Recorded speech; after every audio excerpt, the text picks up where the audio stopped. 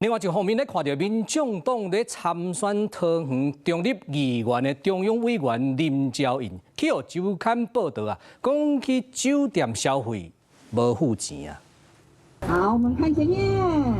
出席民眾黨桃園黨部的活動，現任的中央委員林昭英未代表民眾黨參選中壢區的議員。即馬週刊報講，2023年林昭英做桃園市黨部副主委的時，甲當時的桃園市黨部的主委，現任的民眾黨副秘書長黃成俊。做接受當時的中央委員高成華交代去酒店，即馬講有金錢的糾紛。幾千塊是什麼財務糾紛？你看起來像是有財務糾紛的樣子嗎？我們就當天就把這個事情解決了嘛。依照週刊底下的酒店的幹部通知高成華，林昭英消費8000塊，抑閣無納錢。高成華先加出，抑閣林昭英無同意，伊捌親嘴通知黨主席郭文鐵甲秘書長周如修，並且伫2024年4月，閣傳消息予周如修，希望講倒處理這條錢。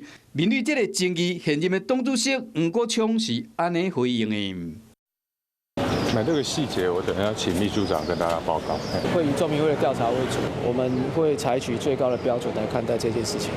林昭英有回應講，即馬已經到提名階段，有人調工咧操作抹黃抹烏誤導社會大眾，是當時伊感覺袂當留傷久，所以講提早過時，理解大家對城市場所的這個顧慮，抑閣無做的代志倒是無做。雖然講林昭英已經有背會，抑閣這已經互民眾黨佇桃園的提名，本來就真歹調，即馬煞愈來愈亂。